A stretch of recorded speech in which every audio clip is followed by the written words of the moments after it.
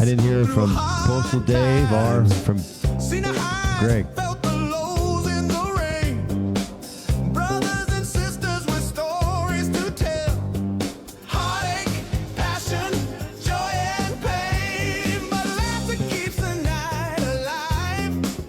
How long are we going to play this?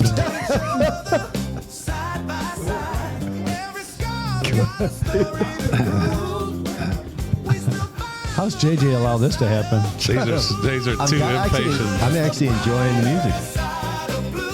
music. You know, he just listened. Welcome back, listeners, to the Brighter Side of Blue, our worldwide podcast. See it all over. Coming to you live from Columbo's Cafe and Tavern in Dogtown, St. Louis. It's the home of the famous Seabo's Thin Crust Pizza and Daily Lunch Specials. Mm-hmm. There's like 36 of them out there. Today's a meatball sandwich. Little sandwich. I see Ricky Ray out there eating one right now. I'm Danny. I'm Tommy. I'm JJ. Producer John. Producer John in the house. We got a hell of a show, Tommy, tonight. But before, can I just tell you a little bit about my day today? I would love to hear about it. All right. Today, I didn't feel like bickering about the price on a sticker, so I went on down to Schicker and I got the best deal quicker. How quick? It was 2 hours with Ike Bibas, Alex Schicker, finance guy Mark, and I bought myself one of those F-150 Lightnings. Yeah, Ike is a pleasure. Ike really likes you. He doesn't really know you really well, does he? He knows me very well. No, he spoke highly of you. Because he knows me so well. Did you mention Brighter Side of Blue? Yeah, I got a little discount. When you don't want to bicker about the price on the sticker, head on down to Schicker, where you get the best deal quicker. And I did. And I got the... So do you guys remember one day we went down, Brighter Side of Blue went down, took pictures, and then we borrowed an F-150 Lightning for lunch? Yeah. They let us have that thing. I bought one. Beautiful metallic blue. Metallic blue. Metallic. It's called Antimatter Blue. I don't understand the name. Is it plugged in right now? It's out there plugged in right now. It's actually powering this whole building because you can power your house for like 7 days. Okay. That's great. So anyway, I love it. I got a picture. You're going to put it up online for people to see. Great experience. And I got to tell you one thing, but then we'll get off Schicker because otherwise we have to raise their rates. Ricky wants to borrow the keys. Oh, no way. Ricky, right? I felt like I was just talking to my brothers buying a car. I just felt like I was talking to family members, and all of a sudden I had a car. There was no pressure. There was no bullshit. It was really a pleasant thing. When you don't want to bicker about the price on the sticker. Ken Plackey, we're raising their rates. This is going to cost. This is going to cost. Hey, but seriously, the Grassroots podcast has been growing unbelievably. We're soon to be in Vietnam, right, JJ? Sure. When's he getting over there? Well, his going away party is Saturday. Who are we talking about? Jimmy Long. He's going to Vietnam after, I guess I don't know when he's leaving, but a week or so. Jimmy Long is your old partner, for those that just tuning in. And, he's living in D.C., but he's coming in town. I guess he's saying goodbye to all his friends on Saturday, and then he'll ship out. DEA supervisor that is heading over to so how long Vietnam. I don't want to use the word deployment, but what is this thing? I think he'll finish his career up. So 2+ years, maybe 3. All in Vietnam? Mm-hmm. Allegedly. And I'm going to, I already got plans on going to visit him. Are you really? I'll do my my version from over there. Okay, yeah. Well, we visit our Let us fans. know how it goes. Yeah. My brother. I'm not going to Vietnam. My brother is all excited. He cannot wait to go to Vietnam. The hair is beautiful. It is beautiful. But I'll take everybody's word for it. Yeah, me too. Once I visit every state in America and every national park in America, I'll start looking abroad. I don't even have a passport. I have no ambition to leave the United States. You could just stop the sentence right there. I'm good. Jeez. You have no ambition to leave the United States. I had ambition to grow this motherfucker. Yeah, you did. You did good. And we need help. We need like, subscribe, and share. Yep. Click the button. That doesn't take much effort. Who we got Boom. coming up later on? We got featured interview. Well, we brought. We got tired of talking afar to the Sunset Hills PD, so we brought 2 of the Sunset Hills PD's finest right up into JJ's arena. Right, bellied up right next to him and told some phenomenal they love me. Police stories. Good stories. They were Lieutenant Brad Raney. Lieutenant Brad Raney and Sergeant John Peisker came in, and they told 2015 they had two murders in the same week in Sunset Hills. Yeah. So there was crime going on in Candyland. Solved them both. And these 2 solved them both. And I mean, I say we shouldn't say they. The first one they kind of knew what happened, passed it off, and then the second one, they actually solved that one, and with some great police work, good stories, good guys, good brotherhood. Yeah, it was fun. You'll like that. So that'll be coming out on Monday. No, this will be coming out on Monday too with this. Oh yeah, okay. Get me straight. Help me out here. We'll put it all together. That's all right. I didn't think you said anything wrong. Well, I kind of. He said that'll be coming out on Monday. No, it's going to be Monday. fucking released like 30 minutes after we're done talking, or the minute we're done talking, it's going to be released. Not Monday. Oh, you're shitting me. I didn't know that.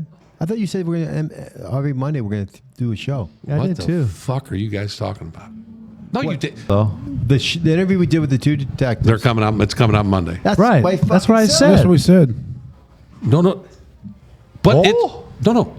This whole thing's coming out on Monday. yeah. That's what we said. Right. That's what he said. So you should have said it's coming out today. He didn't. This is Thursday. This whole thing's coming out on Monday. I don't think he said today. Did He said it's coming out on He said Monday. I should have said today. Shut the fuck up. No, I don't. I don't think he said. I You think see- He said it's coming out on Monday. Yeah. This whole fucking thing's coming out on Monday. we know Yeah. that. Yeah. We know that. Chill out, man. Hey, take a deep. JJ, do we need to bring Zen out I early? think we might. Woo. I don't. I No. think Hey, misunderstood. become one I- with us. Deep No, breath. Deep breath, Tommy. So you're sitting there on Monday and you're listening and you're going, okay. And our interview with Lieutenant Raney and Sergeant Peisker will be coming out on Monday. And then you got to be thinking, going, Oh, yeah. huh, He's right, It's Raney. fucking Monday. He's right. What does it come out next Yeah, Monday? it's- No, it's Monday. Actually, he's right. After all that. See? You know You know what? We're so busy here at the brighter side of the blue. I'm the one that goes out and gets ready for these Yeah, things. yeah. You and I should probably get high. Gonna finna get high. But anyway, Easier to understand you two. we're starting all these new things. We introduced the Blue Rewind. That's going to be a big hit. I love that it. one. I love it.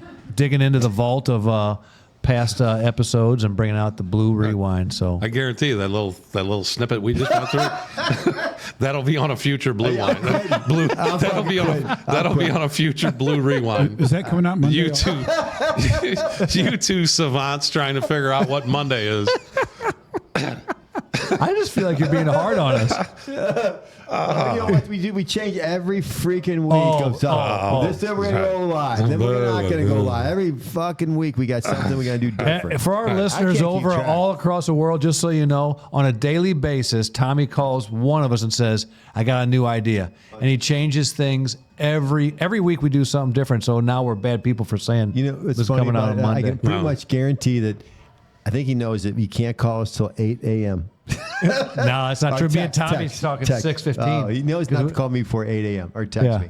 So Yeah. it's a great wake up. I get the benefit of knowing we're And here's changing where at it's got us. 6:15 a.m. We still ain't nowhere. A year and a half of this shit, and we still sitting out in the basement of Columbo's. Hey, Love it.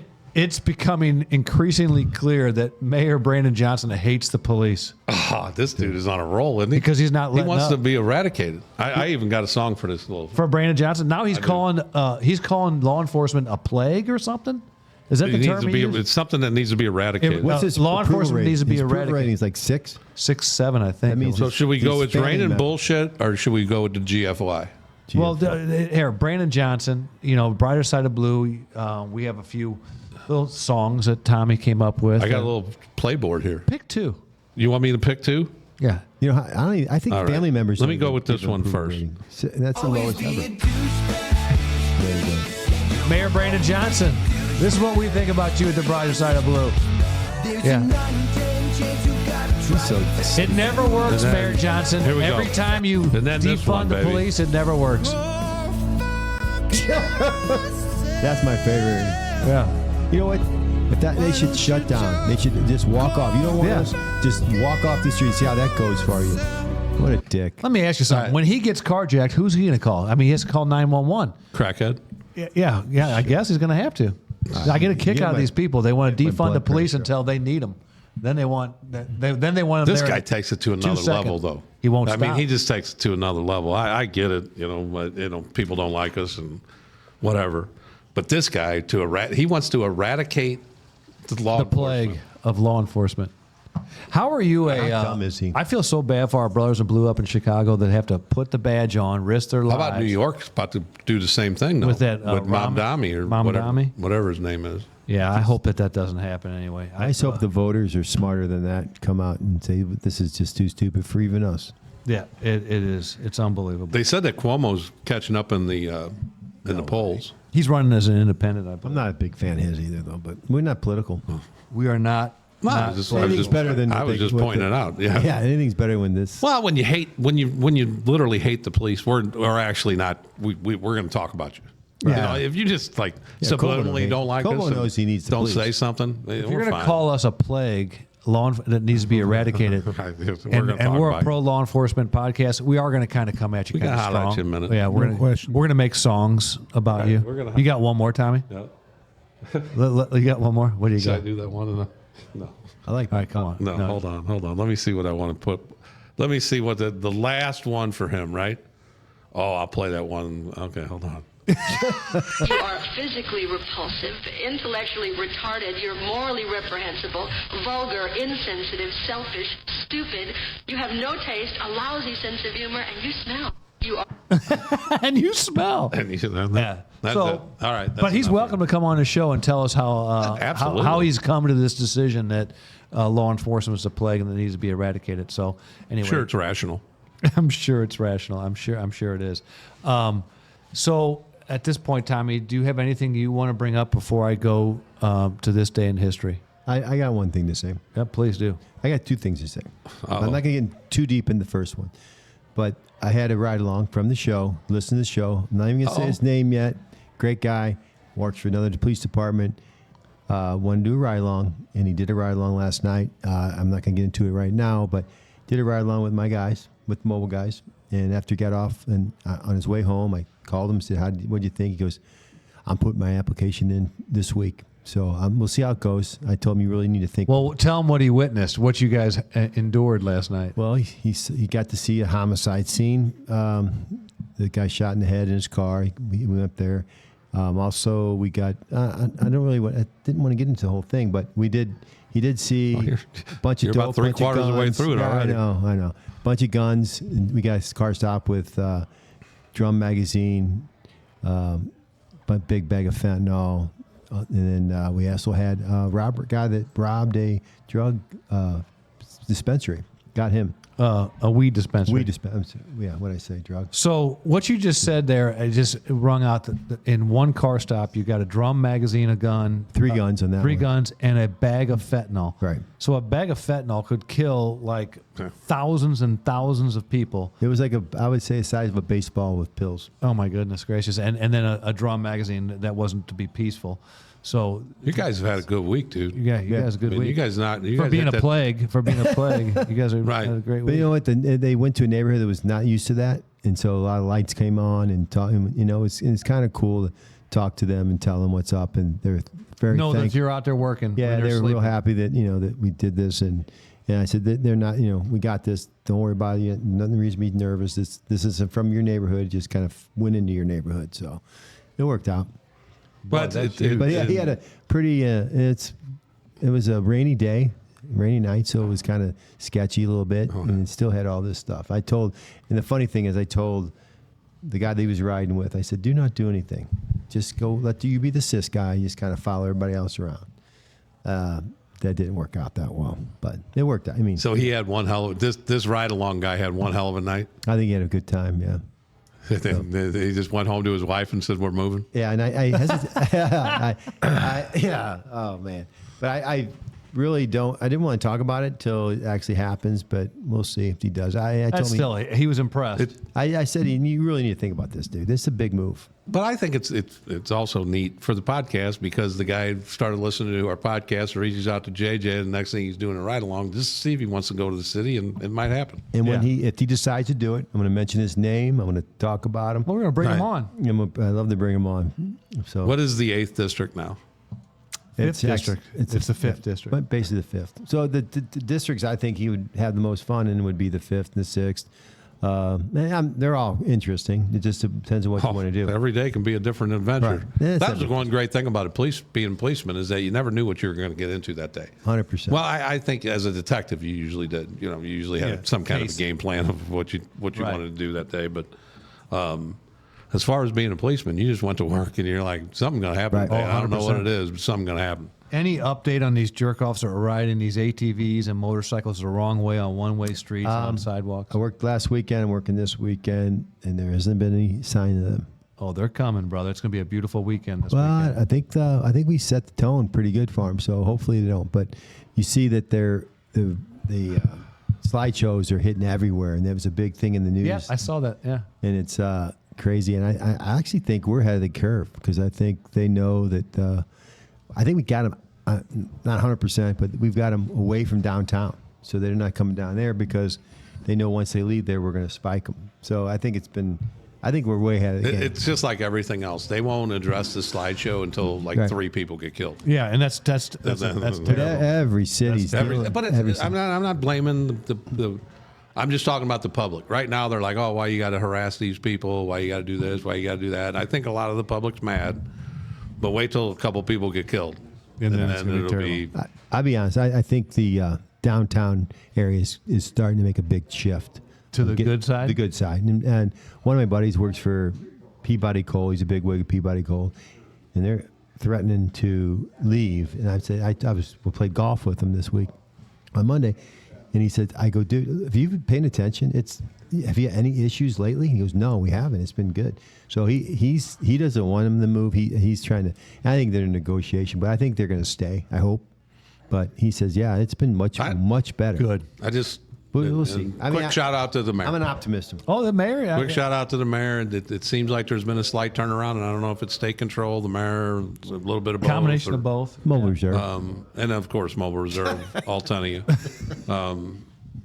and SWAT You know, and anti-crime. no, that's We great. do a good, and the people that in that district do a good job too, man. They're If any of those cars get damaged doing those slideshows, they can go down to Fairway Automotive and get their rims fixed, get new tires, get their suspension fixed, and Oil change. Oil change. after we spike them. If we You catch get new up, tires. I give them New a car. tires. For But they got 5 locations of Fairway Automotive. They can go get their foolishness It's fixed. not only done, when you take your car there, it's not only done the right way, it's done the fair way. There you go. 100%. You know that right. Sure. You know that's right. All right, so producer John. Uh-oh. You just surprised Wait the a shit I out of know. him. He's over there messing around with guns. On this day in history. What happened? Well, I'm going to tell you something. I'm Tell going to me. ask a question. And producer John's back. Name the one household thing that everyone you know, and everyone in America probably has one of these in their house. And when you lose it, you become amazingly angry and you find it in the weirdest places and you can't understand how it got there, but you're pissed. I know. Okay? What's your Remote control. remote control? That's the answer I was looking for. Mine's the phone. Yeah, no, I got you. But, But not everybody's aggravated with it. How Just pissed you are. get when the remote control's missing? Yeah, And they end up in weird places. You're like, there's no way. I'm so glad you said that because I put things in weird spots, and I can't find my phone, and I find it in an obscure spot. And you're like, where I there's just no set way it I had down. anything to do with that. Right. Yeah. in the pantry next to the chips. There's your Oh, yeah. phone I've just had sitting that, there. yeah. So the remote control That's 100%. in 1898, All right. Nikolai Tesla, My boy. he invented a radio wave. They called it the automaton that controlled a miniature boat. Is an automaton or whatever. But forget him. I just want to say the name Tesla. In 1903, this guy, I got to get this guy's name right because he's saved all He's of us. pivotal. He's huge. He's pivotal. Based on Tesla's information, Leonardo Quevedo invented the Telekino. It's a wireless remote control used to radio waves to control a miniature little boat. Radio waves, mini little boat.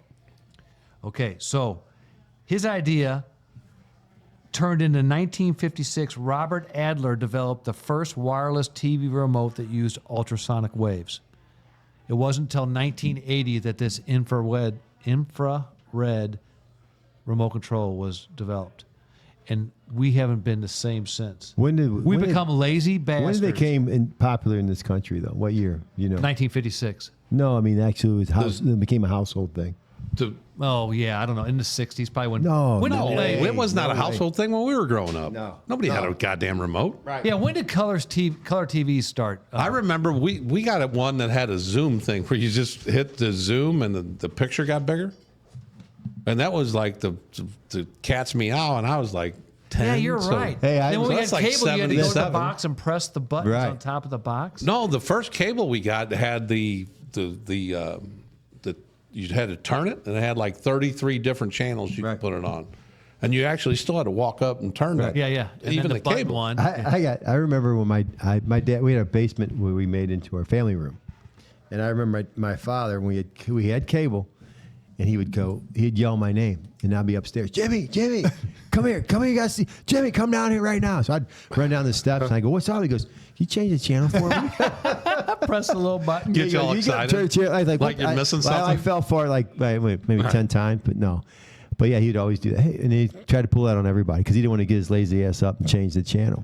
But one of the funniest stories is when Tom was, I guess he was retired. He just retired. But he had the 3D TV with the little football players where you could actually, what was that called? No, it was a national championship game. Yeah, but I And came we to his would house put to watch. we put the goggles on, Right. And I had a 3D TV, and it was pretty freaking. It was cool. weird, Was dude. it really? It was Like, little weird, but it players, was pretty cool. They're like playing in front of you. But I could see where it wasn't going to be a lasting thing. But he had me come over, and I was still working. He's retired. He's high as a motherfucker.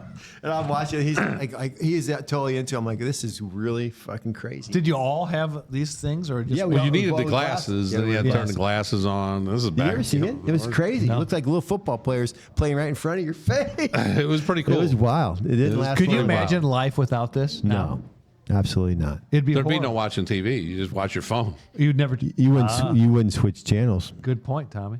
Nope. So I'm. How Staying, about now? You guys haven't, and you're about to experience. All you guys are about to experience is when your grandkids come over. Yeah, You better hide them. because it's gone. Oh no! And they'll take the battery. No, they just start. They'll get your TV to a point where you don't even know how to Undo whatever was whatever done. it is they do. They just start pressing buttons. You have no idea. And then you try to turn it off, and you turn it back on, and it's got the same effed up screen that they got the first thing. You're like, I don't know how to do this. So you will immediately take that remote when the grandkids walk in. And no, you'll either put it up on a high shelf, or you're better off letting them have it, to let them press the buttons and just taking the batteries out. So Oh wow! just keep that in mind when you Grandpa, guys, well. yeah, just you're better off taking the batteries out. I'm staying with the TV theme because remote controls TV. Come on. Do you guys remember when? And Russ Johnson's out in the crowd. You'll remember this when broadcasting stopped at like what time? 1 a.m. or 2 a.m. It was just all the black ants running around. Nope. They used Ant to races. sign off with The ant races. Ant race. They had the national anthem. Yes. Yep. Very good. Yeah, that was crazy. But Showing our age now, boys. Yeah, we are. On this date in 1970, ABC broadcast at 8:30 time slot the first episode of the Partridge Family. Yes. And the show before it was Brady Bunch. So I just a simple question. Are you a Brady Bunch guy or a Partridge Family guy? Brady Bunch. Brady right. Bunch. Yeah. Partridge Family. Are you serious? I like Shirley Jones. I did too. So Partridge Family? I like. Yeah, she was. We have 2 and 2. What about Florence Henderson, dude? Yeah. No, she was no near. No. No. Marsha, maybe. Yeah, no. Hey, let's not get weird. I've always said don't play like- ball in the house. Cindy. Cindy.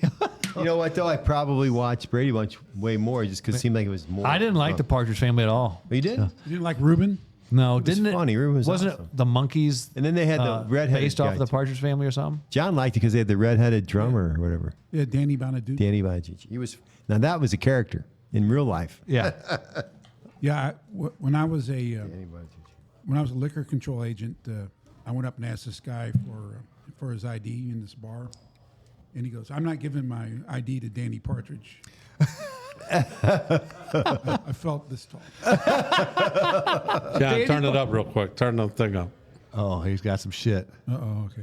Here's the story of a lovely lady who was bringing up 3 very lovely girls. That was That's a TV show banger. Cut that out. Cut that part out. Cut that out. Can you be smarter? No. That's really stupid. Oh, no. That was all right. Sorry about that one. But anywho, the Partridge Family had a good song. Didn't they have a good theme song? I know you don't have that. That'd be a miracle. I don't know what it was. Punch it in. Partridge Family had a good little song.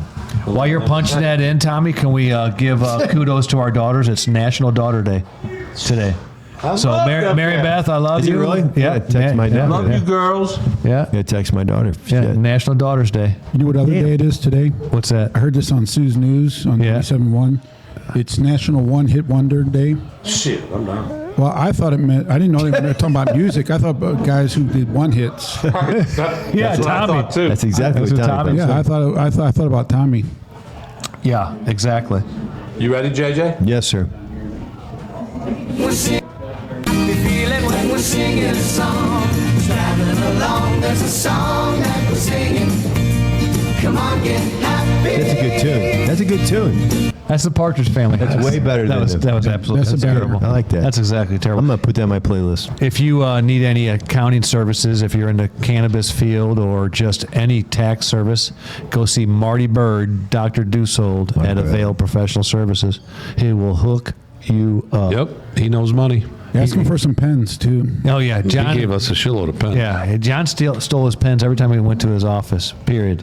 I go in and just fill my briefcase up with pens and walk out. Yeah, I talked to Dr. Dussold the other day, and he said he had to hire Campbell Security Group to find out who stole all his pens. It was me. Right. And then they called, and then they just wrote John a check. And so we're in for the brighter side of blue because Corby Campbell loved the police solved the case. and solved the case, and we actually put Corby on a good case there recently. Yeah, he's doing great work.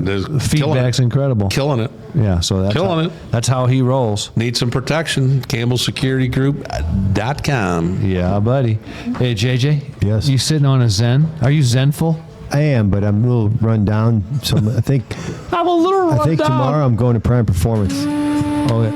Hold on. Listen. Take a deep breath, JJ. Hold on. Read this first. I'm going to hear it play a little bit. Yeah.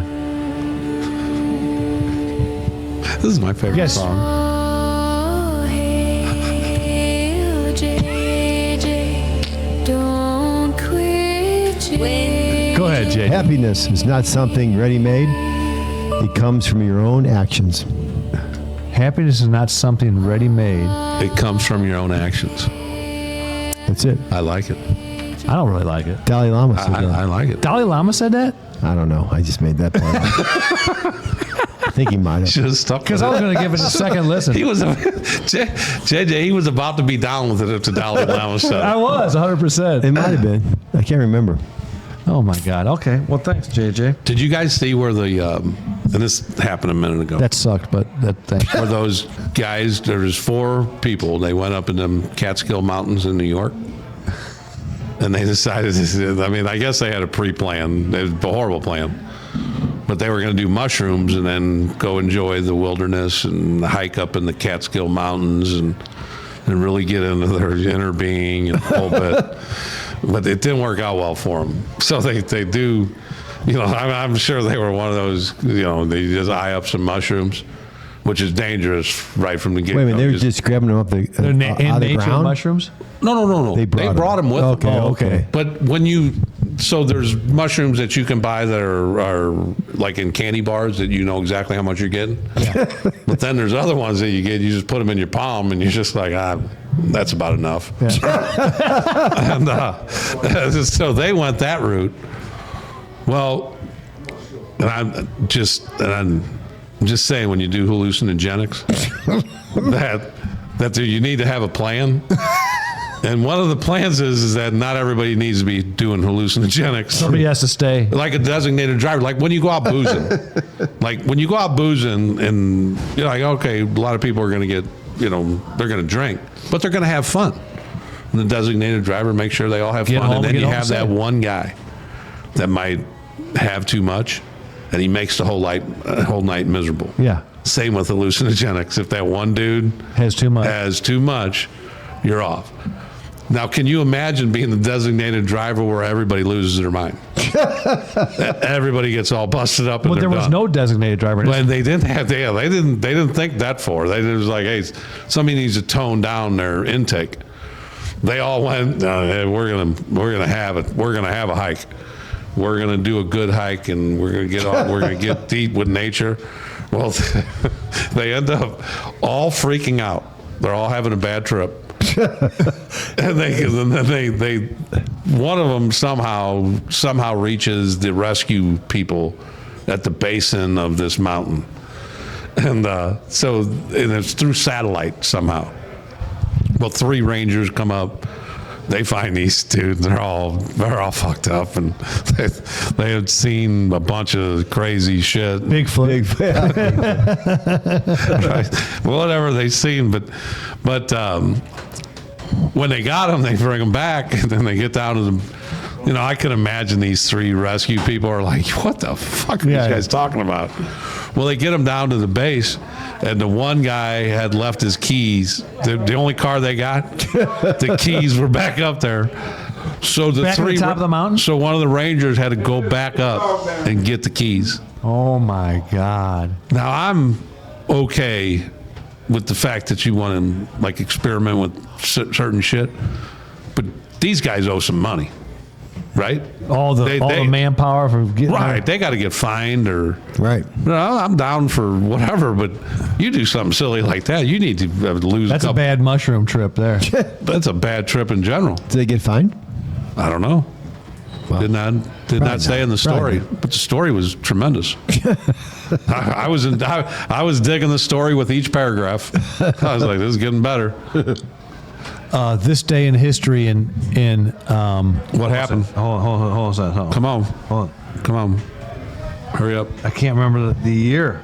That 1 year. Just say that 1 year. The year, but this day, September 25th, I can't remember the year. John might help me. Satchel Paige, at the age of 59 and a half, pitched 3 scoreless innings against the Boston Red Sox.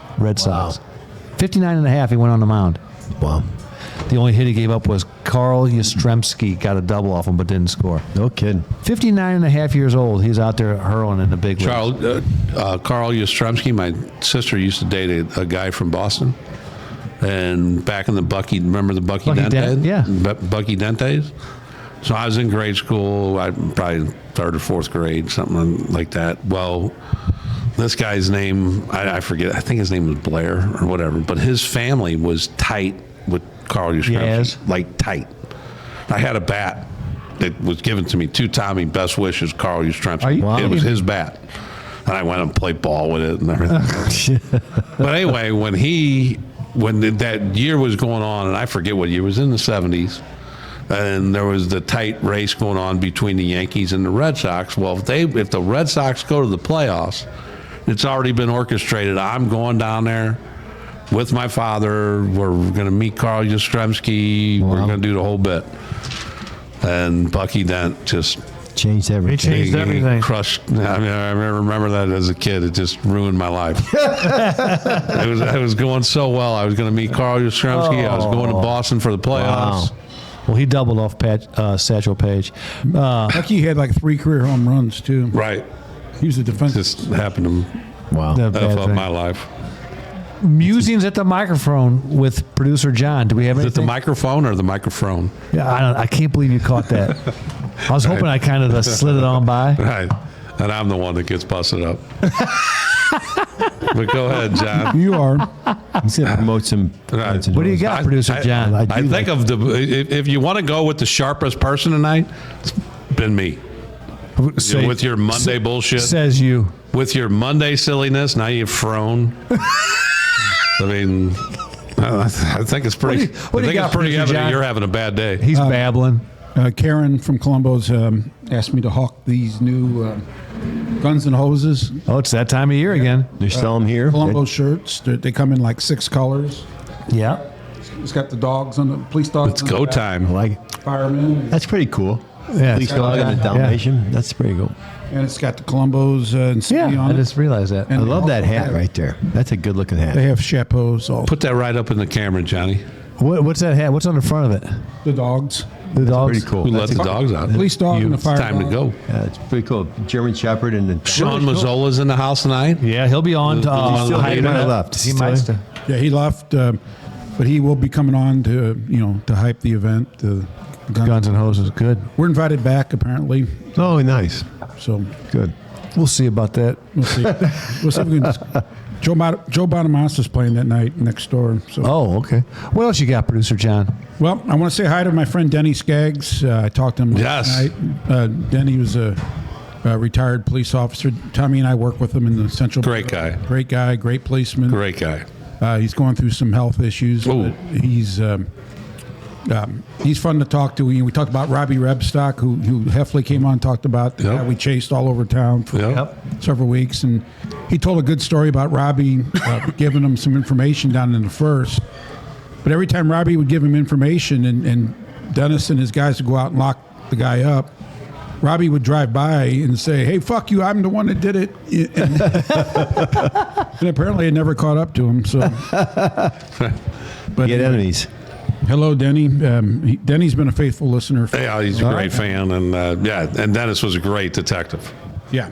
So just a good old school. He's one of them. He loves to fish. He's just a good old Hoosier boy. He loves to fish from back in Country boy, not Hoosier boy. Well, you know how we determine that. The thing with Hoosier is it's all about how it's said and the connotation you use. Exactly. And the words you use before it. Yes. Like if you say that's a effing Yeah. Hoosier. Yeah. You know, it's like, oh, that's a bad one. Yeah. I hate that. Or you say that's a good old Hoosier. Like, that's a good dude, man. You want to drink a beer with him? Right. Yeah. He's a character. And I got and I've What got else? one incident I want to highlight, and this is my segment. I'm not going to do it every week, but things that JJ wouldn't let happen. Yeah. In 2016, there was a pursuit in New Zealand that started at 1 a.m. and ended at 5 p.m. Some 20-year-old kid, they tried to stop him. He took off. And the reason it went so long is because the guy would get going. So he was doing like 120, 130 miles an hour. So they would back off. But then these coppers kept picking him back up. So it went over 447 miles, 16 hours. And it went all over the South Island of New Zealand. Did he have to stop and get gas? Yeah, I think he probably got gas at some point. And then just got back on the highway and sped again. Yeah. But from 22, he had a Subaru station wagon, and his name was Michael George Massey. So if you get an Uber driver, MGM. Michael George Massey, get I think the fuck Mobile out. needs to try to break that record. Yeah. You But would if I'm thinking of a car that got in a 15-hour or how many hour per 16-hour pursuit or something, Subaru ain't the one that comes to mind. No. Well, and obviously they didn't have spike strips or a helicopter. Right. Yeah. What year was it? 16. 2016. Oh, shit. They should have. They should have, yeah. Wow. Well, they didn't deploy him, but anyway, Michael. We're going to try to have him on the show. What was he on? What was he wanted for besides felony fleeing? No, he got expired charged with plates. all traffic. He had expired plates. He didn't pay his sales. Well, he was a disqualified. What do they call it over there? A disqualified Lots driver. and lots. Disqualified of speeding. driver. Yeah, so he'll never be qualified now No. after that one. I think he was a pretty good driver if he took him for 16 hours. Yeah. I'm just saying. Kudos. Very good. Anything done. else, I like to meet Producer him. John? That's it for you? I'm tapping out. Should we get to JJ's our got another Sunset thing. Hills? J- Right. As promised, we're bringing Sunset Hills PD right into JJ's arena, right up in JJ's face. Sergeant John Peisker, Lieutenant Brad Raney have come to defend their territory and also tell some phenomenal police. Yeah, They're great stories, police. right, Tom? These are some really stud police officers right Oh, here, yeah. detectives. Do you think that's gonna work, Sergeants, JJ? Detective sergeants, lieutenant. Yeah, we talked. We're good. All right. But to my left is Lieutenant Brad Raney. Thanks for coming on, Brad. Thank you. And to the right over there is Sergeant John Peisker. Thank you for coming on, John. Thank you. So let's start with, obviously everybody knows our little funny gag that we got going on, but not, It's not that funny to them, Tom. but let's just, and we'll get into some of it later. Get to the But, story. Well, let's get to it early. Let's do that early before this. let's just get to the career of these two, and good call. because they've done some pretty cool stuff. Okay. And then we'll divulge into the beef down I got the road you. a little bit. I got you. Good call. And then, Lieutenant Brad Raney, tell us, a little bit about yourself and how you started in the law enforcement and how you got here. Yeah, okay. Well, I've been in law enforcement for 22 years, all of it in Sunset Hills. When these cases were going on, I was in the Detective Bureau as Detective Sergeant, and John was one of my detectives. Yep. Yeah. So you started in Sunset Hills at what age? I was 23. And where'd you go to the academy at? Eastern Missouri Police Academy in St. Charles. Okay, and that was the first. Now, who was the chief before Steve Dodge? Bill LeGrand. Bill LeGrand. Yeah. Now, how long was he? Was he your chief the entire time when you started until Yes. Steve came on? Yeah. And how long did he do? Do you remember? How long did he do? 20 years or so. Okay. Do you know how old he was when he retired? 60s. I don't know. Okay. So Dodge has got a while to go. Yeah, he does. A little bit. Yeah. Bummer for them guys. So Sergeant Peisker, John Peisker, how did you give us a little bit about where you started and how you got to where you're at now? Yeah, I started with St. Louis City for 1 year. Then I left there and went to. You said that kind of forcefully, like you kind of went for 1 year, I for believe one he damn did year. it in the 8th District, too. The 8th District, yeah. I kind of got interested in police work. My uncle worked in the city. He was in K-9, so I'd ride along with him when I was in high school. And Who was your uncle? Dick Kemper. This was back Your in years. 80. Before our time? Oh, before your time, yeah. Okay. So worked in the city for a year, and then went to Berkeley. I was in Berkeley for 5 years, and then left there, went to Sunset Hills. I've been in Sunset Hills almost 20 years. Wow. Okay, Okay. wow, Yeah. nice run. Yeah. Yep. Now, how do you guys enjoy Sunset? Do you enjoy Sunset Hills, Brad? Yeah, I do. It's a great community. Yeah. And how about you, John? It's a great community. Great. How's your chief?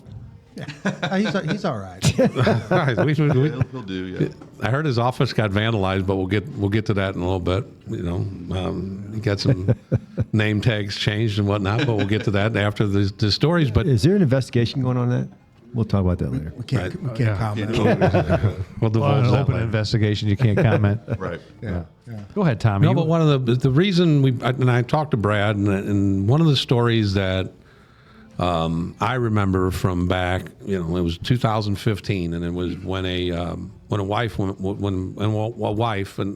older wife, 61 years old, went missing, and she later the investigation played out, but and we're going to hear about that. But the other thing that he brought up is that at the same time there was another murder that was going on at the same time as that, so there was basically 2 murders within a week. And we'll 6 get days into all apart. that. And in Sunset Hills, that is Uncommon. It's not so much Candyland, is it? not that particular week. Wasn't that week? But let's go back, and we're going to go back to 2015, June 1st of 2015. And so at that time, Lieutenant Raney is the sergeant of the Detective Bureau, right? And John, you were his right-hand man. You were the detective down there. Now, who was in the Detective Bureau with you at the time? Myself, Brad, and Detective Dan Thompson. Okay. There were 3 of us. Okay. Yeah. So is that still the makeup of your bureau? There's still 3, John and 2 detectives. And then the 2 detectives are Danny O'Brien and Dave, our senior, Jeff Senior. Yeah. Yep. You got 2 good ones. I got 2 great ones. Yeah. Those are good guys. Yeah. They're Danny O'Brien's a great kid. they're workers. They're very knowledgeable. But you guys set the base for them, and we're going to hear about that here. So Well, I'll say that, but 2015. Why don't you take Brad June the 1st, 2015, of how that day starts? Yeah, well, we got a call for a missing person. The daughter-in-law came over, and her mother-in-law wasn't there. Linda wasn't there. She usually watches the kids, and so they were panicked. They didn't. It was unusual for her. Her phone was off. Her purse was gone. Her car was gone. Where was she? She's not answering her phone. So, it started as just, where's she at? Just a missing person case. And weren't you guys familiar with them? Didn't they have a lot of disturbance calls at that house? Or am I mixing them up? No, I don't think there was a lot of disturbances there. Oh, I thought domestic disturbances. I meant to say. Well, for a while they were cohabitating. Like he was living on one level of the house, she was living on the other, and then when she was missing, he was living somewhere else. So, John, I'll go to you. Describe who we're talking about. Just the couple that we're talking about, and when you guys get involved, what information you guys are getting from the street officers that got the call. Yeah, well, we knew that they were going through a pretty nasty divorce. I think they filed for divorce about 6 months prior, and he had moved out of the house about 2 or 3 months after that. So he was living with his brother. Right. So when she went missing, we were told that they had a business in Fenton, Hoist and Crane, that they owned, which the son also worked at. And give us the name of everybody involved. The son is John Jr. McLaughlin, I believe, and so we were told they had a business in Fenton, and some property out in Gerald, Missouri, about 40 acres or so. So when you get there, who's your first person that you guys are interviewing when you guys get to the scene? We're just getting information from the road sergeant. Okay. What they're finding out, that she had this was in the morning, so that the previous night, we were told that she picked up a friend in Kirkwood. They went out to dinner, I believe in Webster Groves, dropped the friend back off, and that was the last she was seen. And this is Linda McLaughlin. And how old is Linda at the time, Brad? I think she was 57. Yeah. Does that sound? That's about right. Yep. Yeah. Okay. And she was supposed to watch her grandchild, right? Always watch the kids. Okay. Regular thing. So when she wasn't there, Bizarre. big red Yeah. flag. Yeah. I think at the time her daughter-in-law was at the police station. She's supposed to drop off the kids at the house, and she wasn't there, which is very unusual. She came to the police station, and at the same time, there was a friend of hers that was supposed to walk with her, go walking like they usually do the night before, and she never showed up. For the walk the night before either. Yeah, so we're getting information from the friend and the daughter-in-law and the son that this is highly unusual for her not to be home. And so we I believe one of the officers go to the business with the son. The son went with them. So the son involved, was that the kid? John Jr. Junior? Yeah. John Jr. Was that McLaughlin the kid that she was supposed to watch? No, No, this is a grown. John Jr. is a grown son. Victim's Works at. No. What I'm saying was it Whose his son? baby? Was it his little boy? Was it his little boy that she was supposed to watch that day? It was grandkids, her grandkids. I believe so. Yeah, I believe it might have been his kids. Yeah. Okay. So it's his wife. It's John Jr.'s wife that shows up with the kid. Right. Yes. Okay. Right. So then when she shows up, the mother's not there, Linda's not there.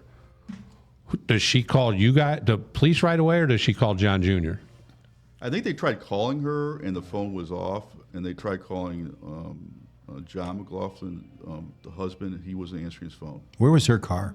It was not the house. It was not at the No, house. it was not. Her purse was not there, I believe, and Her purse was gone. Her car was gone. car was gone. She wasn't answering her phone. Yeah, she was answering her phone. So, so at that point, they had this business in Fenton, and we, a couple of the officers went there with John Jr. because he worked there as well, and he said that he was aware that his dad had placed a GPS on his mom's vehicle without her knowledge. He was tracking her, probably due to the, nasty divorce, wouldn't know where she was going, and she wasn't aware of it. So and they also had GPS units on their work vehicles as well. Right. So he was able to pull up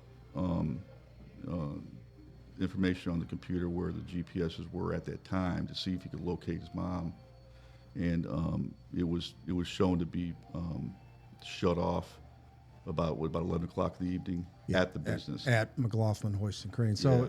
you were able to follow that she went and picked her friends up. She went to Joe Bacardi's to get something to eat, took her friend back home, dropped her off, and then it showed her going westbound on 44 to the business in Fenton. And I believe that was around 7 o'clock. 7 to 7:30. And then about 20 minutes later, the car moves to the back of the business on GPS. And then at 11 p.m., so a few hours later, it's cut off the car. It's just off.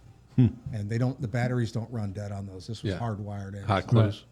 So the hot clues are starting to roll in. Now, did she work for the business too? Was she part of it? She did. She tried to get her work hours in the morning or sometimes late at night. It wasn't uncommon for her to go and do that. But she operated more of a owner, boss, and she wasn't there all the time. She's kind of semi-retired, I think, at that point. So when you guys were saying the GPS was played on, so he uses GPS as part of his fleet services for his company? Yes. For And he took one of those GPSs and put it on her car? Yeah. Yes. So it was just within the fleet of the company as far as what he was tracking? Right. Yeah. Right. So then the son, John Jr., had immediate access to that when you yes. guys started talking to him? Right. Yes. He was Okay. able to get into the computer system and see where her vehicle would be. And what we were told that she had no idea that he had put that on her car. Did John Jr. have any idea that? He did know. It was He did? I believe he did know it was on her car, yeah. Okay. So that's, right then we're saying, okay, well, her last known whereabouts is the business. We believe, it wasn't in Sunset Hills. So we went from there. I think we, did we talk to anybody else from?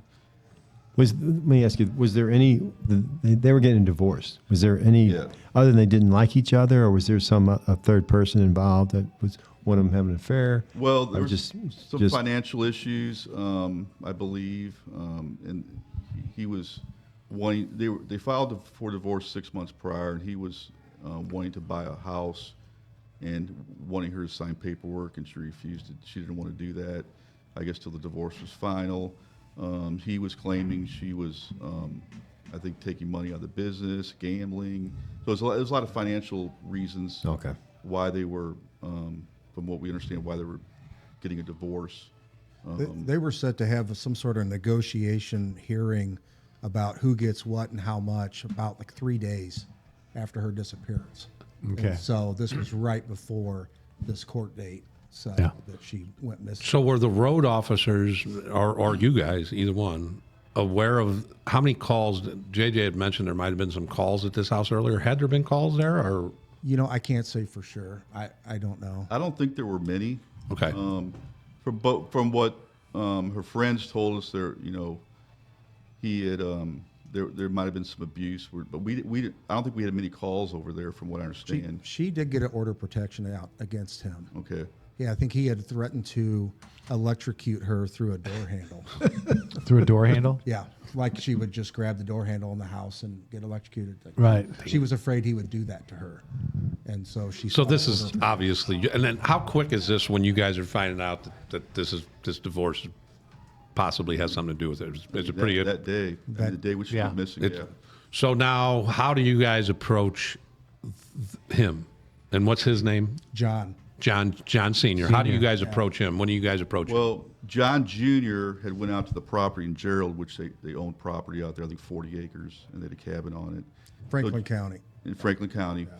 So John Jr. went out there to try to find Dad, to see, because no one's able to get a hold of him. So he goes out there. Nobody's there. The cabin's unlocked. The shed door is open. There's lights on, I believe, which he thought was odd. That why is the cabin locked? Why? And his dad's nowhere around. So, but there was supposed to be an appraiser that was supposed to go out to the property and appraise the property, I guess, relative to the divorce. He was supposed to meet John Jr.'s dad was supposed to meet the suspect was supposed to meet the appraiser out there, and the time is we were told that he was supposed to meet him out there in the morning, but he was nowhere to be found. John Jr. was out there trying to figure out what's going on. How come my dad's not here? And the lights are on. And the lights are on, and things didn't seem right to him. He wasn't answering his phone. And he's not answering anything back. He's still not answering his phone. No one. Is that unusual? Is John Jr. saying that that's unusual for him not to answer his calls?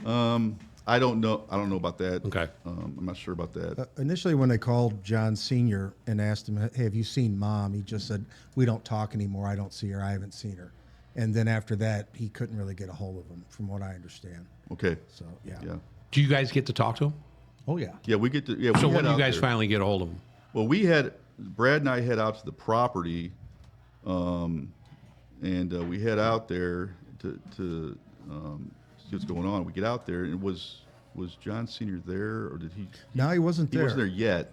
He wasn't there. He had told, I believe he told his son that he had a tree down on the road. It was a rural property with a very kind of rugged road leading into it, and he had said there was a tree down or something, so he had to go get a chainsaw. And when we got there, he wasn't there. There were chainsaws there, and when he did show up, he didn't have a chainsaw. Right. And he also couldn't account for where he had been for like 4 or 5 hours. But right now you don't have a body or anything. No body. So how concerned was the son at this point? The son, I think, still he Hoping for didn't the think best? that bad of his dad at that time. Right. I will say when we got out there, the truck had a carpet bed liner, and he had removed the bed liner, and it was setting on the floor inside the shed. And so that was a little bizarre. Right. You know, why do you take that out? You know. I know. Yeah, right. So, you know, when he got back, he was in kind of like, oh, yeah, I was just going to clean that. And he grabbed it real quick and threw it back in his truck. But, you know, he couldn't say where he'd been. He said he was just out thinking about things with the pending divorce and just a lot on his mind. You know, he was gone like 5 hours. It was unaccounted for. So, Do you guys bring him back to the bureau? Yeah, we talked to him a little bit there in the cabin. He's talking to us. He's going through a nasty divorce and, you know, blaming her for the financial problems and everything. And we said, hey, we'd like to talk to you back at the police department. He said, sure. So we head back to the PD, and he comes back to the PD. yeah, tell him he was supposed to follow us. He was supposed to follow us. Right. I've seen this. But he decided to stop off at McDonald's. Yeah, he was late, and he got there like 45 minutes late. I'm thinking, well, he's not going to show. You know, we're waiting for him. He's not going to show. Well, he shows up. I said, what happened? Well, I had to stop at McDonald's. I was hungry. He got hungry, had to get McDonald's. So, No way to talk to I him. mean, okay, this guy's going He to. wasn't nervous. He No, was he wasn't. He was nervous. He was He's debating what he wanted was to do. arrogant. He was arrogant. Do I go for the run? He was arrogant. Oh, He was really? arrogant, like he was too smart for us. You know, Okay. kinda like Got you. He said, "Yeah, my attorney said I shouldn't." So talk he's to you on your guys." nerves already? Like, He said, "You know, my attorney said I shouldn't talk to you guys, but you know, I've got nothing to hide." So, Wow. that's what I Arrogance thought caught was him. going to so he happen. came in and plopped down. Is that you get a call from the attorney? And you're like, yeah. No. When Yeah. you were Right. complaining when he wasn't there, I was thinking, well, the next phone call's an attorney. Yeah. Well, he came to our detective office, sat down, and we talked to him for quite a while. And you know, if he's willing to talk, we'll keep talking. You know, that's why I figured we'll keep talking to him, and as long as he wants. He wanted to see what we knew. Right. You know, there was no body. There was no, you know, it was just a missing person, and he's claiming he doesn't talk to her anymore. And I think he just got enjoyment out of just seeing, you know, what we knew. Or At any point during that interview, did he screw himself over with something he said? Not really. I will say though, at the end, he went to shake my hand, and he had like a kind of a fresh cut on his hand. I grabbed his hand, I turned it over, and I said, "What happened there?" And he said, "Oh, I hurt myself at work like a couple weeks ago." Okay. And it was pretty fresh. So I don't know. Maybe he thought I thought something then, but But he had no excuse where she could be. Didn't know where she would Well, go. he said you might want to check with Oh, you know yeah. casinos, River City Casino. She's there gambling our money away. She gambles yeah, a lot. yeah. She's got Okay. a problem with it. And where did he say he was for those 4 to 5 hours? he didn't say. He said he was driving around, Just driving just around? clearing his thoughts and just driving around. So you guys are obviously now, between the two of you, Yeah. thinking, okay, this is our number one This is the suspect guy, here. right? Yeah. But again, you guys don't have a body, or you don't have. So how long, John, explain like what you're doing the next couple days, as because you really don't know what's going on. Yeah, we don't know. I mean, once we determined, we're pretty confident that her last known whereabouts was the business in Fenton, which is St. Louis County. We called I advised the chief, and so we called St. Louis County Crimes Against Persons and told them that we have a missing person, looks suspicious, and that her last known whereabouts was in Fenton. So they said they assumed the investigation from then on out. And they sent out several Major case squad? No, just the same. County doesn't use those. They don't? No. Yeah. They got a big enough Really? department, but the major case squad comes in on the next one. But Okay. Yeah, so they sent out several detectives from St. Louis County, crimes against persons, and we briefed them on where we were at, and they said they'd take the investigation from there, and they worked it for almost a year. A year? Yeah. It was 10 months before She was missing for almost Yeah. a year? Yeah. her remains weren't found for 10 months. well, I think that wow. it was pretty evident that everybody involved. I mean, I think if I remember correctly, they had several articles they put out afterwards to kind of calm people down to say, hey, man, this was a messy divorce. Mm-hmm. And I think that was that was like the narrative they were trying to put out there, wasn't it, Brad? Yeah, that's Was there any money missing that you'd say, but she took this money and disappeared? no. All right. He claimed she had a gambling problem, but we didn't have any evidence of that. So are you guys working when the county comes over and takes over something like that? Are they calling you guys and asking you questions, or do you guys kind of brief them at the beginning and just kind of get out of the way? Pretty much, yeah. They took it over from there. I think the investigation, I mean, maybe slowed up a little bit because he wasn't talking and they had no body yet. So he quit talking after your initial interview. Yeah, he didn't talk anymore. He lawyer up. Yeah, as far as I know, he lawyered up with them. Didn't talk. As far as I know, I didn't talk to anybody anymore. But they ended up working it, and I believe the FBI assisted them in getting the data off his truck to Yeah. locate where his truck was. It was the OnStar data from his truck that did him in. He was about 10-minute walk maybe from where he parked his truck was where her remains were at Mark Twain National Forest. Do they have cadaver dogs, or they just?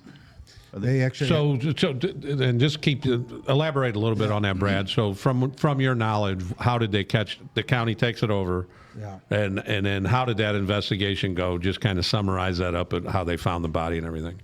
Well, I also understand that they were looking at his brother as being involved in helping him, and initially took him into custody and questioned him, and I believe he provided some evidence and testimony against John McLaughlin, and then they took the data from his OnStar, from his truck, and were able to pinpoint where he was at during that time he was, I guess, driving around, and within a 10-minute walk, of where his truck was at the National Forest. That's where her remains were, and they never found her head, but they found a knee replacement, like a artificial knee that had a serial number on it, and we're able to match that. And that's how she was ultimatally Right. identified? That's the way I understand it. Yeah, They're going to identify you by your hip. Yeah, but yeah, they never found her head. Wow. Yeah, That's sick. Yeah. That's sick. Yeah. Don't they say that Did that's you like guys a... know anything? I mean, just from talking to the guys, when he gets locked up, does he say anything? Like, No, he never talks. No. never? He never talks. No. Does it go to court? He pleads. He pled. Yeah. He pled to voluntary manslaughter, abandonment of a corpse, and I think tampering with evidence. yeah, they charged him with murder second. And he pled it out, and he got 23 years? Yeah. 23 years. Damn. So, I mean, yeah. Damn, that's crazy. Well, we also And his kids sued him for wrongful death for the death of their mother. and did they win? I believe they did. Yeah. Good. So that is the company still going? Do you guys know? I'm not sure. Was it McLaughlin, Hoyston, or It was Yeah, McLaughlin, Hoist, and Crane. Now, the son was on the up and up, and he worked there. He kind of ran the thing, so I would assume it's still there. so the whole family basically worked there? Yeah. Okay. Family business. How was the body found? Who discovered the body? It was. Did I miss I that? think they. I think the county got assistance from the FBI to get data off his truck, to locate where his truck was during the time he was missing. He couldn't account for. So they were able to pinpoint his truck in the Mark Twain National Forest. Which So they began a search Yeah, there. they did like And a they grid were search. Apple. Yeah, they did search there, and it was pretty. Apparently, it's pretty pinpoint where they were. It was a pretty It was small close. radius. It was close. Yeah. It was close. They had a search team go out there and located a shallow grave with her remains. Wow. And I think there was also maybe some tools there that were used or a tarp or something. Maybe. But so they were able to identify her through the knee replacement. I think it's pretty generous that they let him plea. Me too. That's 23 years. I mean, And how old was he when he went Getting in? all that. He'll be 83 when his sentence is over. I think. Mid-50s, I believe, when he went in. So He would not- Well, it was 4 years later when he pled, I believe. It was what, 4 Oh, years. that's true. Yeah. So, I mean, you guys Hell, go I'll be home. seeing him on the pickleball court when he gets out. Yeah, he'll be in his 80s. So Yeah, June the yeah. fir- I'll that take that him. happens on. She goes missing June the 1st. Is it June the 1st that night when you guys are talking to each other and go, "This guy did it"? Oh, yeah, I think we knew right away. I think everybody knew. Even the son. It was all hands on deck. We get a case like that. So Right. Yeah, Right. yeah. we were working it till late that night. But then what's interesting about the two cases, though, is that the second case we're going to talk about, it happens on June the 7th. Yeah, it was like 5-6 days later. So. It was June the 7th of 2015. And then, Brad, take us to that call and how that call comes out and how you guys get involved in that.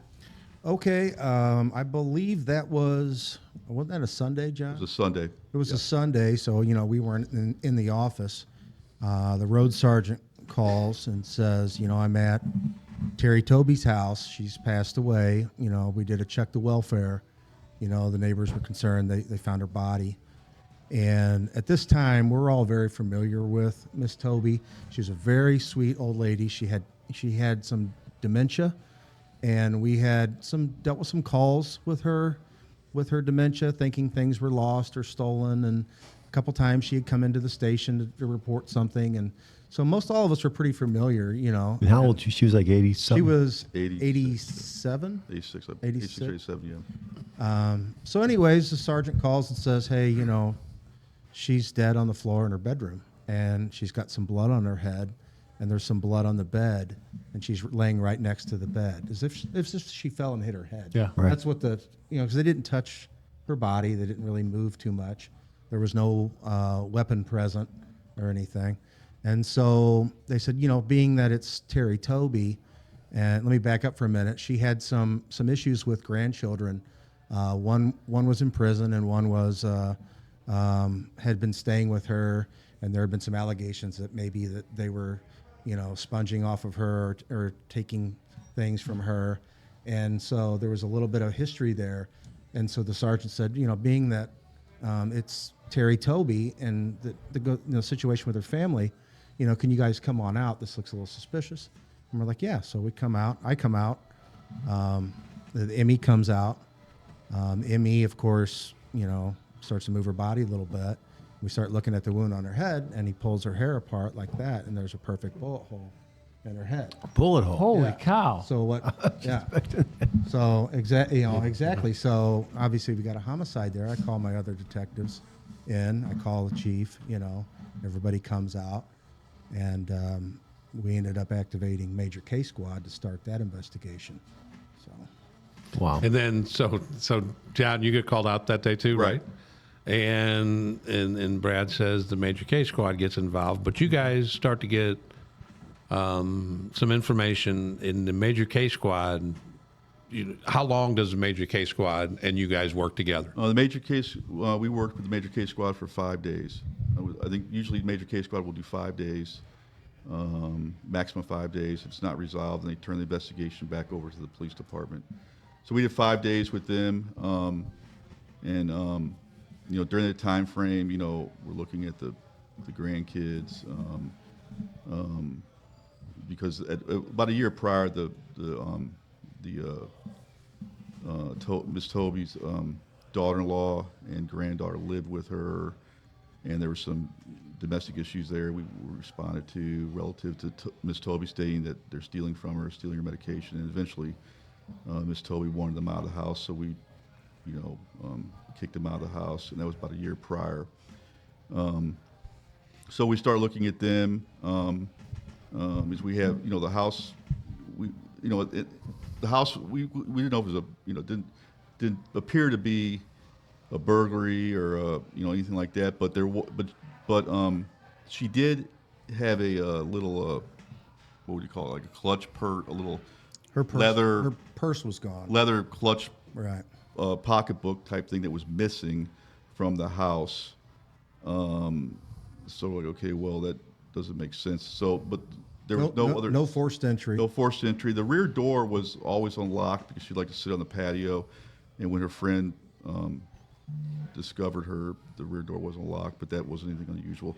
The another usual thing was her car was parked in the garage, and her little dog that she took everywhere with her was inside the car, and her keys were in the ignition. Was the dog okay? The dog was in the car for 3 or 4 days, 3 days. So Was it fine or was it? the dog was fine. It was okay. But we could tell the dog had been in there for a while because the dog had used. I know we would have had to call Hootie's Rescue Haven to get that dog. The windows were cracked and it had been in the garage for Wow. But the 4 dog days. had used the car as a bathroom, and you man. could tell the dog had been there a while. Oh, shit. So we're trying to figure out what's going on, why that was.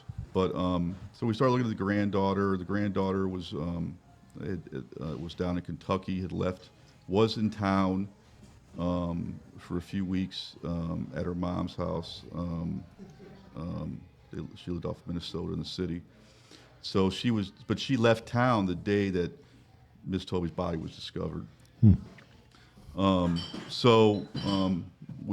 She left town, took a Greyhound bus back to Kentucky.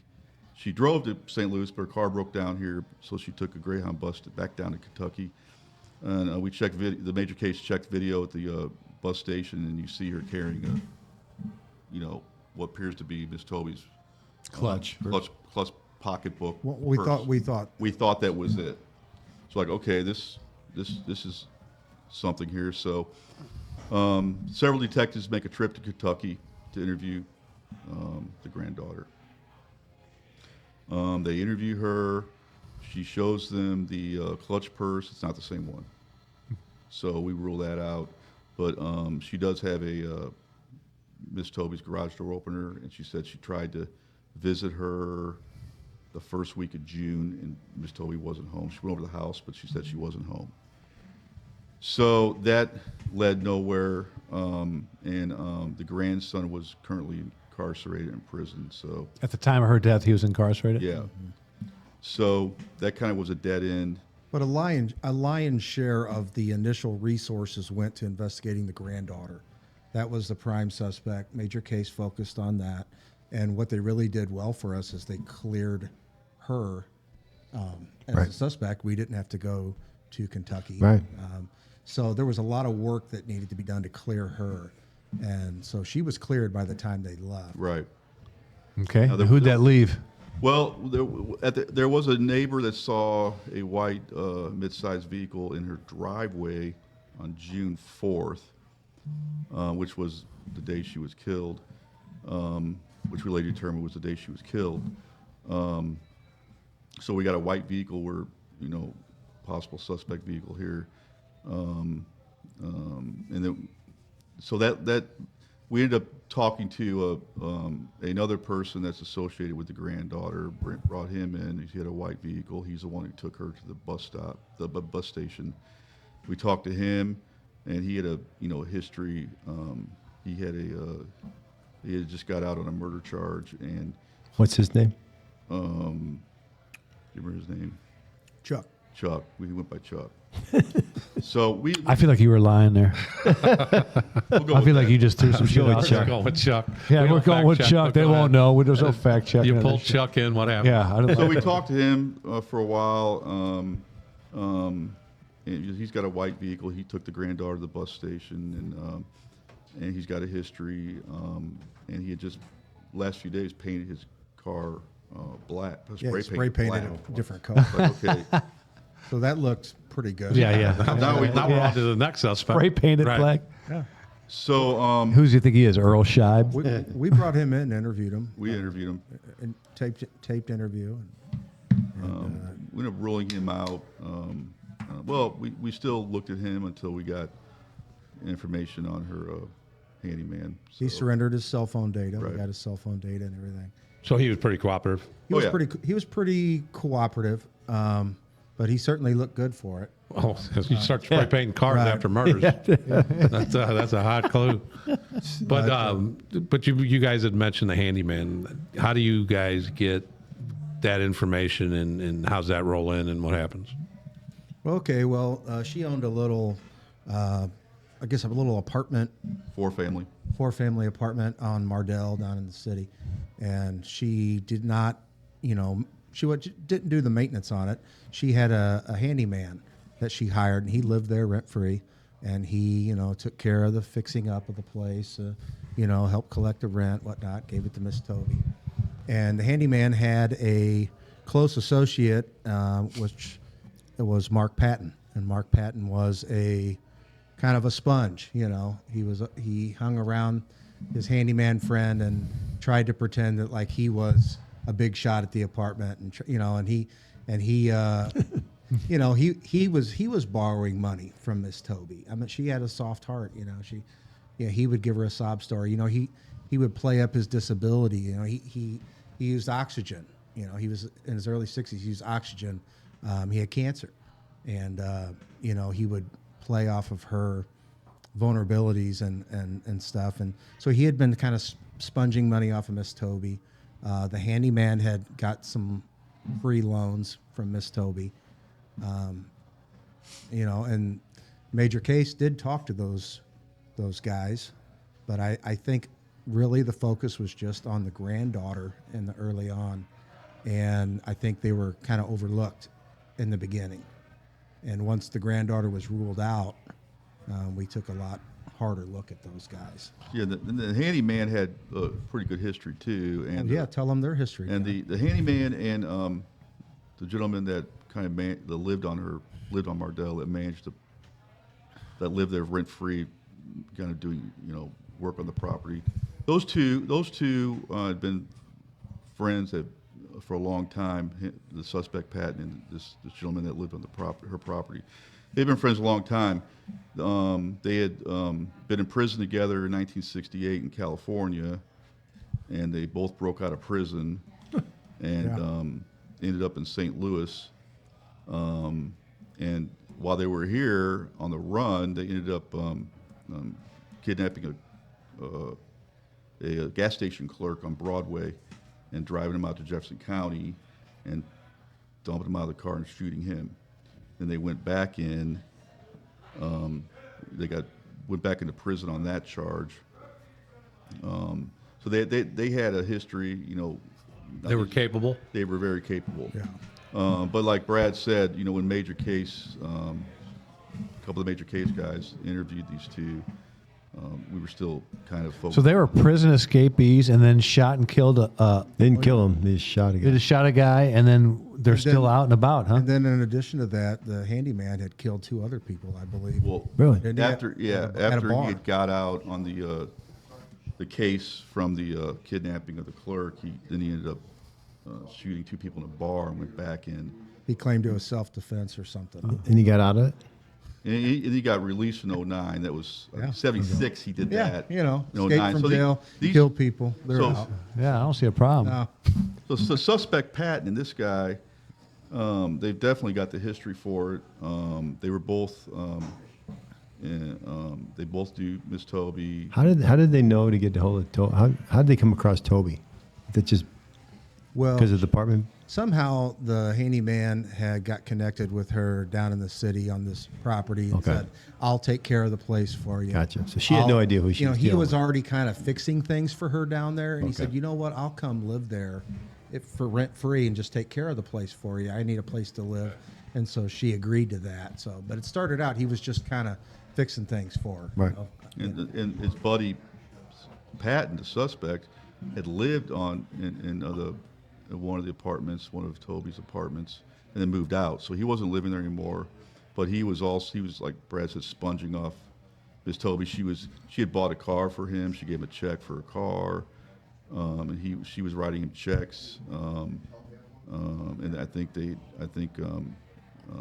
and the handyman had done some work at Miss Tobey's house, so they knew where she lived. And they were kind of sponging off her, and she would give them money. They knew she had money. They knew They knew she lived in a nice neighborhood. And she had dementia, so she was how easy to about manipulate. the white car?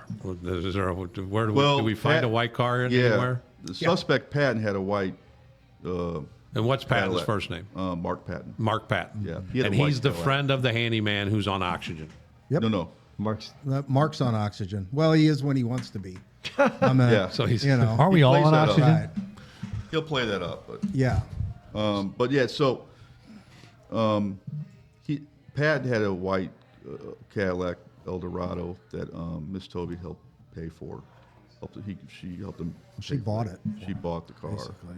So that was the white vehicle. But when we showed that picture of his vehicle to the neighbor that saw the white car, said that wasn't the car. So, which didn't really make sense to us. But that was the car. We found out later. So at the time, we're looking at Chuck with his white car that he painted black, and we're looking at Patton with his Eldorado.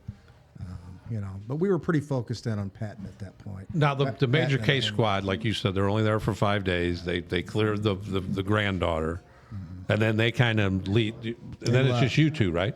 They left. They left, and they turned the case back over to us. Okay. So And then how do you guys?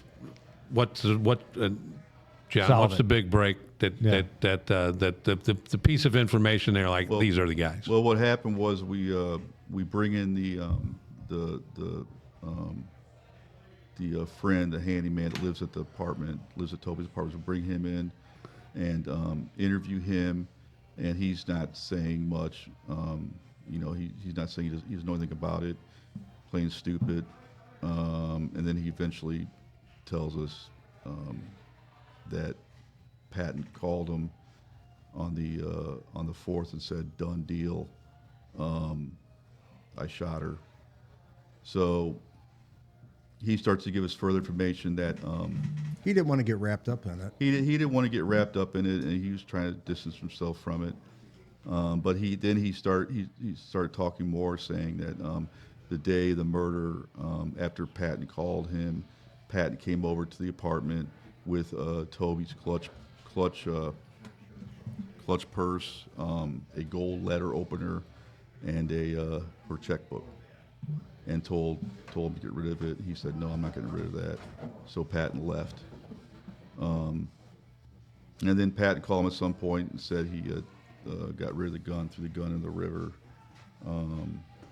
So we set up a recorded phone call between him and Patton. Yeah, we brought him back in, and we asked him to make a call on his cell phone, and we had just a little audio recorder we held up to it. And we did that in the detective bureau, and just say, "Hey, call him, see if you can get him to say something," and it worked. I mean, Patton really wasn't that bright. Okay. He said, "Hey, did you get rid of that stuff? Miss Tobey's stuff. Did you get rid of it?" Yeah, I got rid of it. I got rid of it. What about that gun? Because if you shot her, you don't need to have that gun around. Oh, I got rid of it already. I got rid of that gun. He didn't deny shooting her. He didn't say, "Wait a minute, you were involved." He didn't point the finger at the handyman. He just was offering this information up on the phone call because he trusted his friend. I mean, they've been acquainted for like 50 years. Yeah. Prison Did a together. couple robberies together. Been through a couple things together. Yeah. So then we had enough to go, Get to him. go grab him. We started with a search. We did try to search his apartment. Yeah, the next day we got a search warrant for his apartment down in Park, in I guess LaSalle Park, so down there. Kind of like a senior living place. Yeah, it's like a senior living place. We got a search warrant. And did he try to cash a check? Oh, he did. Well, we find out that later on. He tried, but the teller wouldn't cash it for him. For how much? $5,000. At Columbo's. He was on video cashing that check at a bank kiosk in a grocery store. Oh, wow. Okay. So That was it. he didn't look that sick then. Did he end up He was confessing? smiling. He didn't have any He was oxygen happy to on. get that. Did he end up Confess? confessing? We brought him in. We went to the search warrant. He wasn't there, and then we called him and said, "Hey, we want to talk to you." He said, "Come on down." So we went back down to his apartment on Park. He was there, and we grabbed him, brought him back. I mean, we got a little anxious on that. There was nobody available, I guess. Well, yeah, on the way down, I'm calling St. Louis City. Yeah, I need some assistance. We're going to lock. We got a murder suspect. So we'll try to get. Should have called mobile. You should have called Apparently mobile. failed that. Well, Yeah. we went in there. He was in a common space in the living center, and we just hooked him up. Oh, Okay. okay. So It went yeah. without incident, fortunately. But We brought him back. We talked to him, and he first claimed he didn't know anything about it, and then we eventually, after talking for a while, he said he was over there to talk to her about one of the there's an eviction. One of the apartments, one of the tenants was getting evicted. He was over there, talked to her about that, but she didn't answer. Then he said that he inched towards it that she was home, and she was getting in her car to leave, and they walked back inside, and he wanted to talk to her about one of the evictions at her apartment, and he wanted to borrow. He said he wanted to borrow some money from her, and she didn't have any money on hand. She had to go to the bank. And then at some point she got upset with him, pulled a letter opener on him, and then he stopped pretty much at that point. Wouldn't say he shot her.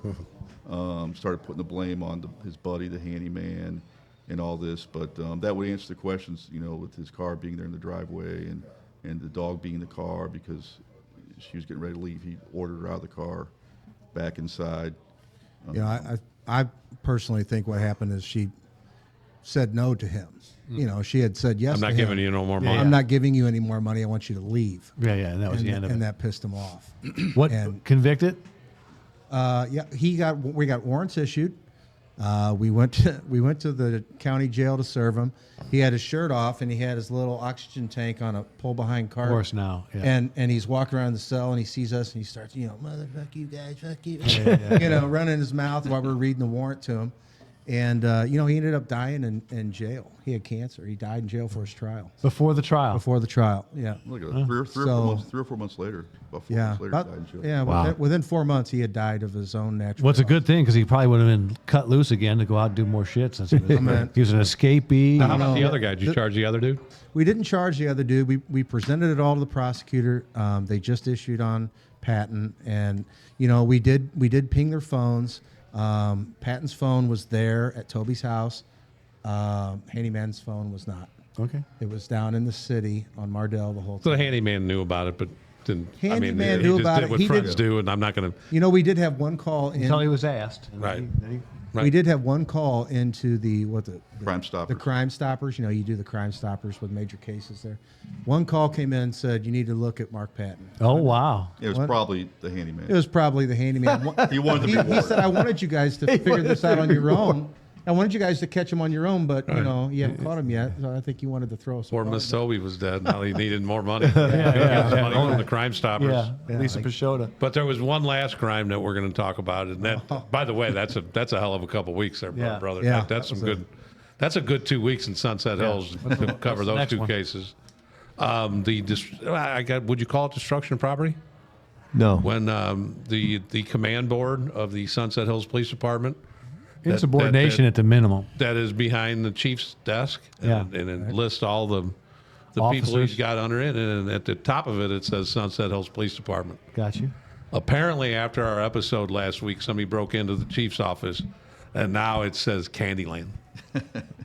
I can confirm that it does say. No suspects? Any suspects? I don't know anything about that. You're the detective sergeant. JJ's a suspect, producer John Look said. at access to that office. We're looking pretty hard at the support services man. And he knows who he is. We don't want to He's use going to his listen. name, but Jeff Morrisman. Yeah. As we speak, is it still up there, Candyland? It is, yeah. Oh my Oh, wow. goodness. Where did first that I've heard come about from? that. This whole Candyland thing. Yeah, I'd like to Our hear boy that. over. I'll just say this though. Katie Colombo, they moved into the Sunset, and they just moved in. Tom, you know the story better than I do. You just talked to Katie, and they found the murder was right behind her house. Yeah. And so she The said, second murder. Second murder. Miss She- Toby. Right. I think she started this whole Candyland thing. She goes, I thought I'm moving into Candyland. That's fucking Candyland. Are you serious? Yes, I see. You put it on Katie. You had me. It was Katie said that. Katie Colombo started it. You had me. But another good quick Damn, I should story. have stuck with Yeah. it. Stupid. Good quick story from Katie is that one of their first home in Sunset Hills was right behind Miss Toby's house.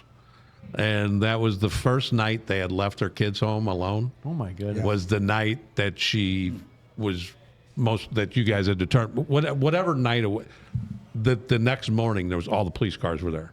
So Crime scene tape and everything. Yeah, and Katie's like, I don't think we're leaving these kids. Oh my goodness. Hey, I got one more thing. You said, did Miss Toby, she have much of money or a decent amount of money? She didn't have a lot of money. She had enough to ride out the rest of her days. Right, but you said Right. something early before we started this. We were talking to you.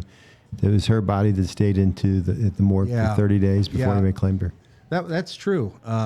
That's true. That's sad. So in more than 30 days, her remains were unclaimed at the morgue's office. That's pretty pathetic. Yeah. Sad. And I don't recall who finally stepped forward and did a funeral for her, but That's pretty messed up. But you can see where the grandkids and somebody like Miss Tobey is that, they get taken advantage of a lot. Yeah. Like you Yeah. pointed out at the beginning Yeah. with dementia and, and when you have people that are in and out of prison that are close to somebody like that, she's a Bad recipe. She's just Bad a combination. target Yeah. for those guys. she And was then you too have- trusting too. She had a you good know. heart, and she wanted to help people. And Right. And then if it wasn't the grandkids, it's these Right. other guys that are out robbing and they have a long history. And it just goes to show you, it doesn't matter where you live, crime can happen. Crime can happen. Good news about Sunset Hills coming out. The alderman, the alderman's a big sponsor, Columbus. He just told me that 3 brand new state-of-the-art pickleball courts being put in Sunset Hills. Oh wow. Talk about something nobody cares about. Well, No. it just shows you that the people living there are getting really old. No, but those are 2 great stories, and they prove that there's good police I work. think you should, as a pickleball dude, you should work to get one of them courts named after Miss Tobey. Miss Tobey? Yeah. All right, a good I'm idea. on it. I know an alderman. There you go. We need- Yeah, we need- I'll get it done. That'd be a nice Miss job. Tobey, that would be a pleasure for us to get a court named after. We might even pay attention to pickleball if one gets named after Oh, Miss Tobey. Just so you guys know, Tommy and I don't agree about this Candyland thing, and those are 2 great police stories that showed good police investigative skills on 2 homicides. So we are not on Team JJ on this stuff. He brought this. He has to own it, and he's going to have to fix it. Okay. So, Fair enough. but we really appreciate you guys coming on. That's 2 great. great stories. Thank you guys. Yeah. Thank you very Thanks for much. having us. Stick around, Hey, have a beer. can I buy you guys a beer? Yeah, please. Peace. You got it, Hey, boys. what do we know about on me. communities, Danny? Hold on, right before we leave, I'm just going to say one thing. Communities that support law enforcement are safer places to live. We're out. Peace.